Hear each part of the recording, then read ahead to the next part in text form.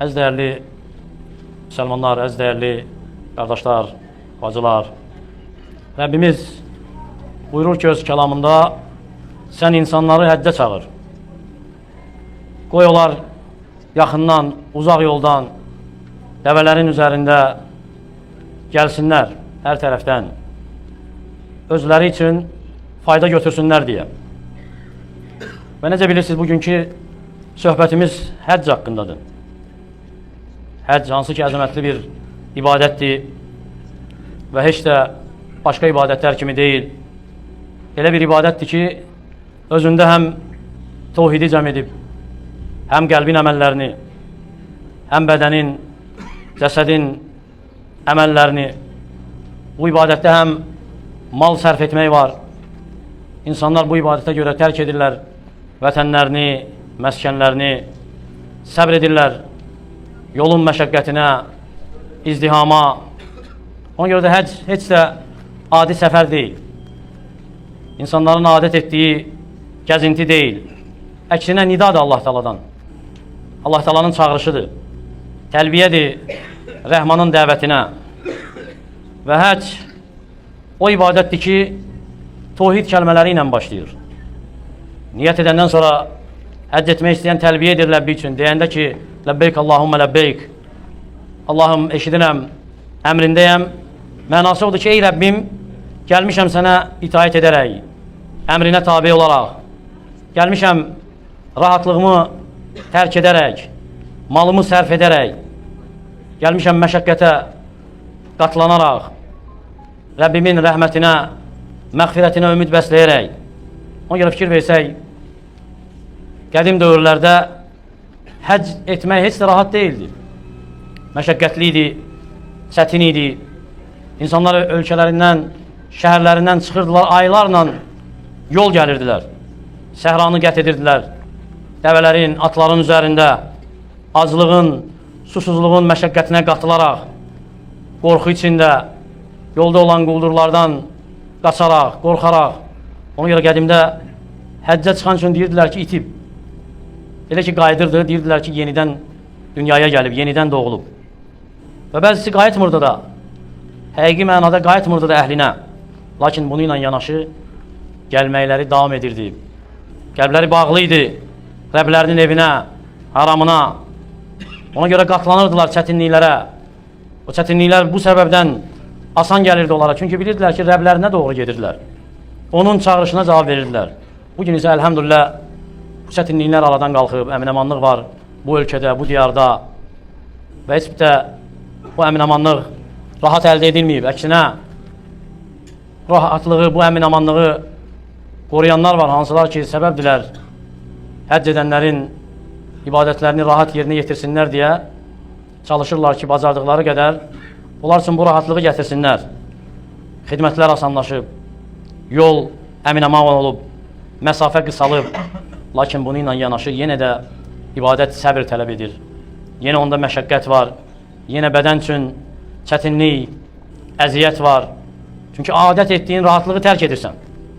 İnsanların çox olduğu bir yerdə izdihamda olursan, bir ibadətdən digərinə keçirsən, bir yerdən digərinə gedirsən, gözləyirsən, əziyyətə qatlanırsan. Lakin bunun hamısı ilə yanaşı qul yenə səbr edir. Səbr edir və bilir ki, səbr etməyinin səbəbi Rəbbinin çağırışıdır. Onun razılığının əldə edilməsidir. Sadiq qəlblə dözür buna, qatlanır. Ona görə bu ibadət elə bir ibadətdir ki, onu ilə insan dünya malından, dünya bərbəzəyindən nəsə qəsd etməməlidir. Qəsd etməməlidir ki, gəldiyində nəsə əldə etsin, dünya malına nəyəsə çatsın və ya hansısa şərəfə, hansısa ada nail olsun və ya qayıtdığında məclislərin başında oturdulsun və ya ad qoyulsun ona, həcc etdi deyə, həcci deyə çağırılsın. Xeyr, əsla. Gəlir bu məşəqqətə qatlanır, çünki istəyir ki, Rəbbi razı olsun, bağışlasın onu, günahlarından keçsin. Ona görə bu ibadət qəlb ibadətidir. İxlas var bu ibadətdə, təvəkkül var, qorxu var Allah Teala'dan, ümid var Allah Teala'ya, dil ibadət edir. Allah Teala'nı zikr etməklə, təlbiyə etməklə, dua etməklə, bədən iştirak edir bu ibadətdə tavaf etməklə, səy etməklə, daş atmaqla, Ərəfat düzündə, meydanında dayanmaqla, bir ibadət yerindən digərinə keçməklə mal iştirak edir. İnsan malından sərf etməklə, səfərin xərcinə qatlanmaqla, sadiq və səmimi Allah Taalaya yönəlməklə. Ona görə fəziləti böyükdir, əzəmətlidir və bəs edir ki, Peyğəmbər sallallahu aleyhi və səlləm deyib ki, kim həcc edərsə, pis söz danışmazsa, pis əməl etməzsə, qayıtdığında anasından yenidən doğmuş kimi olar. Yəni günahlardan təmizlənmiş kimi olar. Ona görə buyurub ki, həccül məbrur, məbrur həcc, yəni qəbul olunan həccin mükafatı ancaq cənnətdir. Yəni insan əgər məbrur həcc edəcəksə, bilsin ki, mükafatı cənnətdir və baxsın ki, qazana biləcək o mükafatı yoxsa yox. Ona görə həcc mədrəsədir, əzəmətli bir mədrəsə, tohid mədrəsəsidir, ixlas mədrəsəsidir, səbir mədrəsəsidir, bərabərlik mədrəsəsidir. Allah Taalanın huzurunda insanın öz ehtiyacını ortaya qoyması üçün bir mədrəsədir və həccə gəldiyində dünya zinətini, hər bir şeyi tərk edir. Hər bir bərbəcəyini tərk edir. Əksinə, ehram libasını giyinir, onunla da bütün insanların bərabərliyi ortaya çıxır.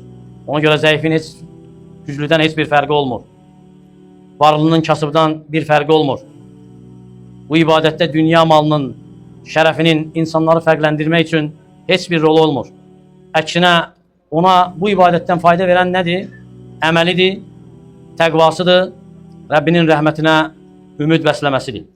Və kim həcc etmək istəyirsə, həccini öyrənməlidir həcc etməmişdən əvvəl.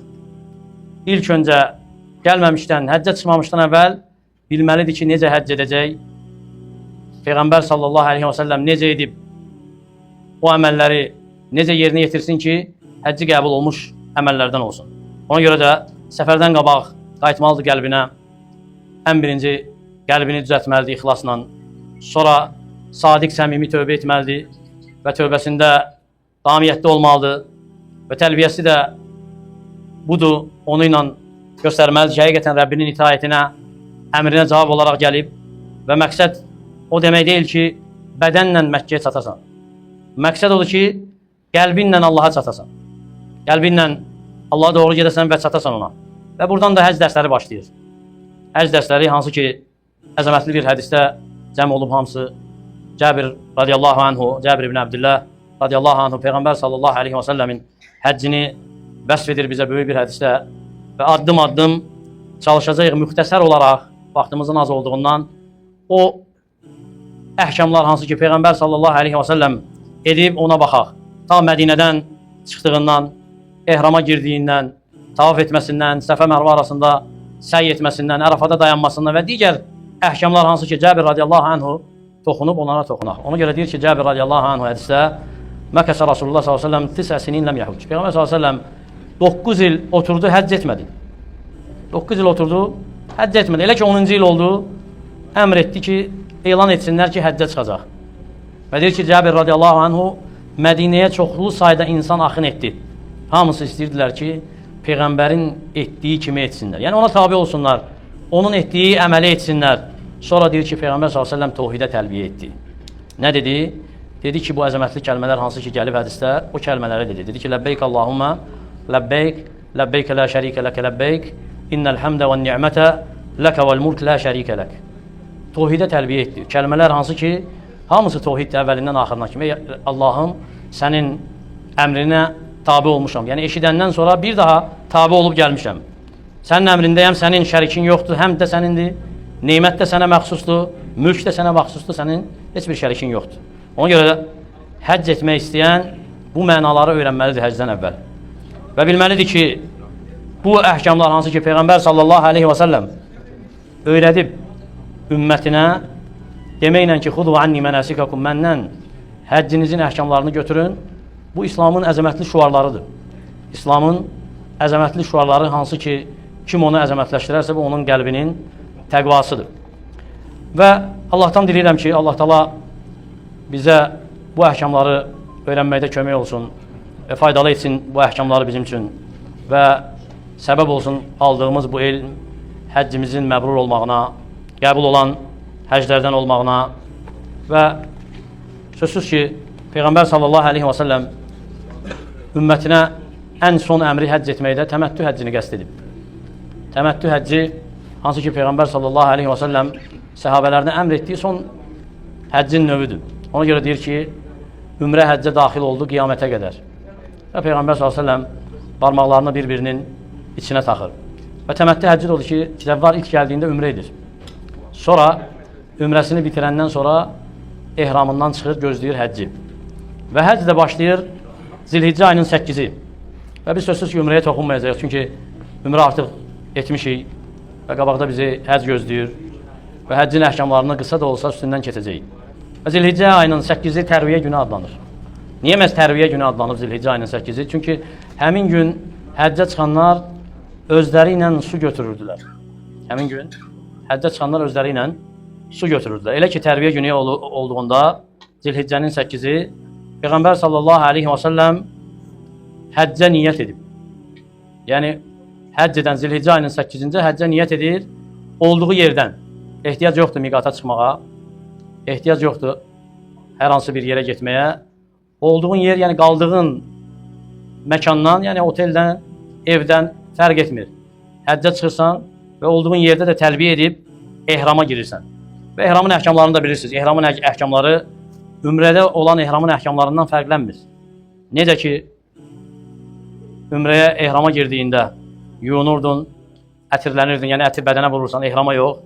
Eyni şəkildə edirsən. Kişilər izarla rida giyinir, yəni iki ağ parça hansı ki, onunla o ehram paltarı sayılır, ona giyilir. Eyni də həcdə də eynidir.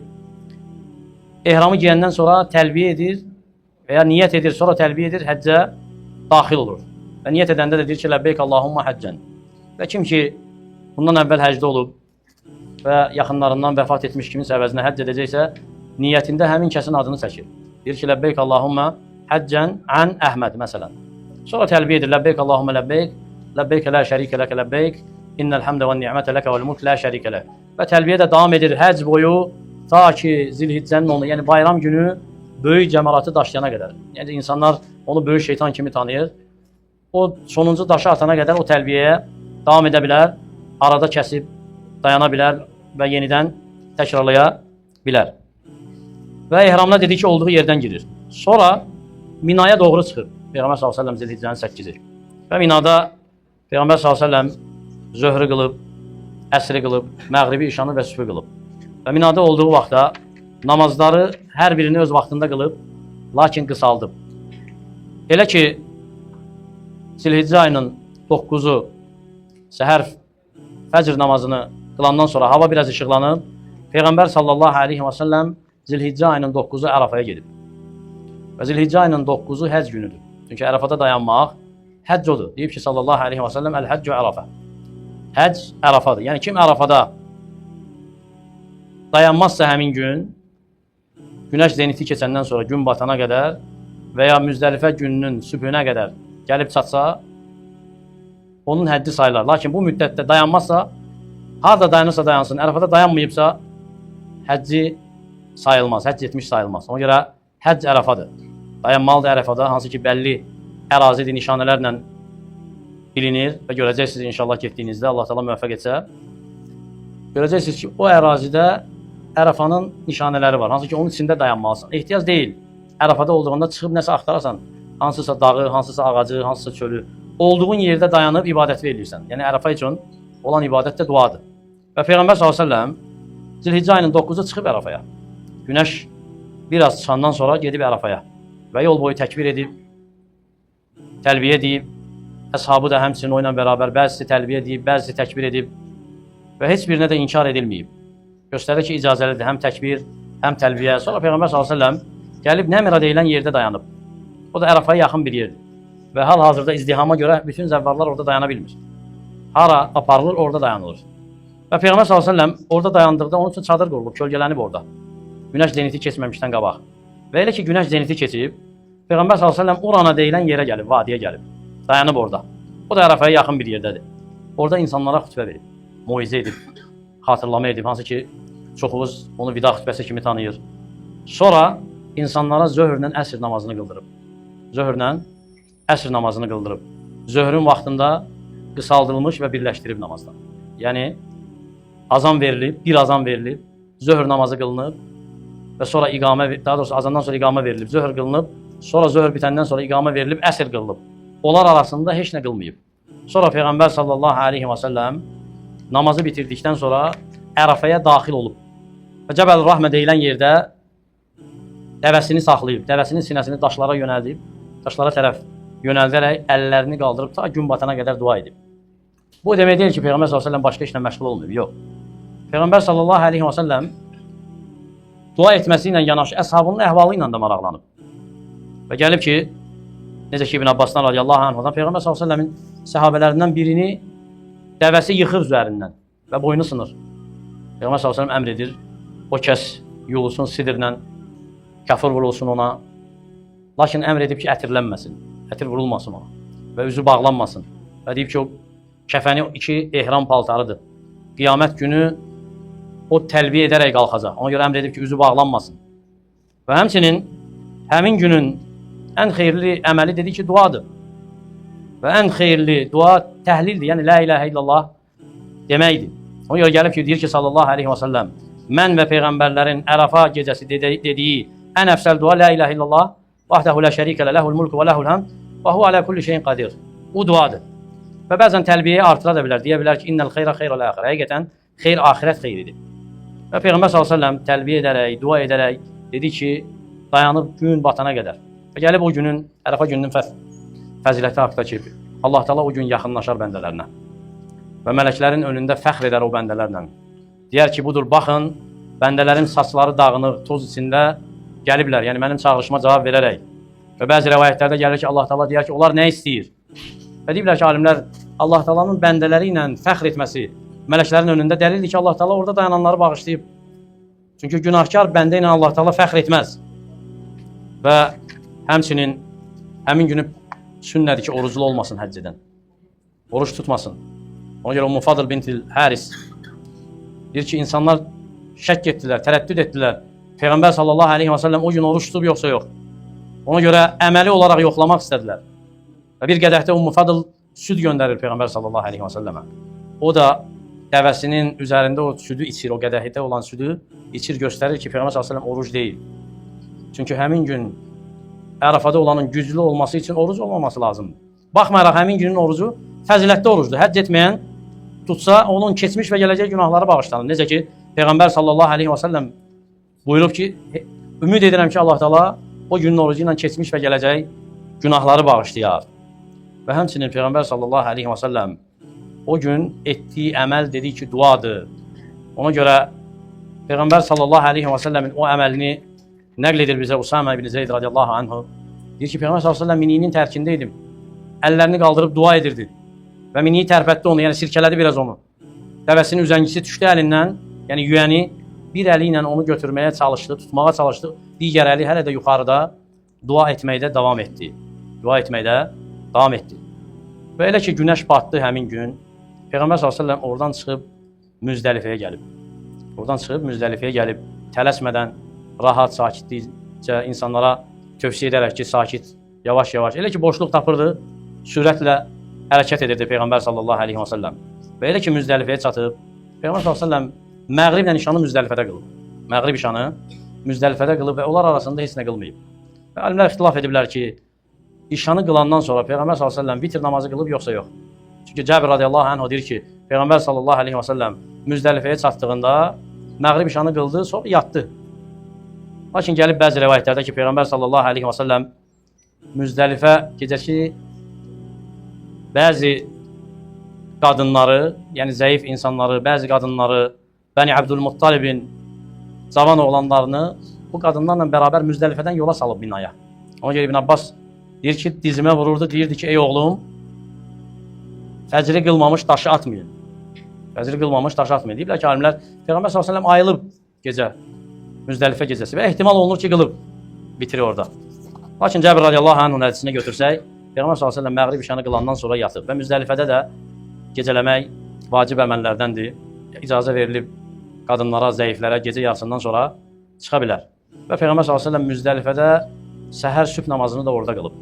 Sübh namazını Müzdəlifədə qılıb və elə ki, biraz günəş qalxıb, Məş'aril Haram deyilən yerdə Peyğəmbər s.ə.v dayanıb dua edib. Dayanıb dua edib ta ki günəş çıxana qədər, yəni günəş tam yüksələnə qədər, sonra oradan çıxaraq Minaya doğru gəlib. Və həmin gündə Zilhiccə ayının 10-una təsadüf edir, hansı ki həccin ən böyük əhkamları, əməlləri o gündə tətbiq olunur, o gün edilir. Onu da inşallah sabahki dərsimizdə tamamlayacağıq Allahın izni ilə. Allah Teala bizi eşidib faydalardan etsin. Allah Teala ölkəmizi digər İslam ölkələrini xətadan, bəladan qorusun. Allah Teala İslamı, müsəlmanları izzətli etsin. Aqulu ma təsməun, əstəğfirullah li və ləkum və lisayiril muslimin kullidən fəstəğfiruhu innehu huvəl ğafurur rahim.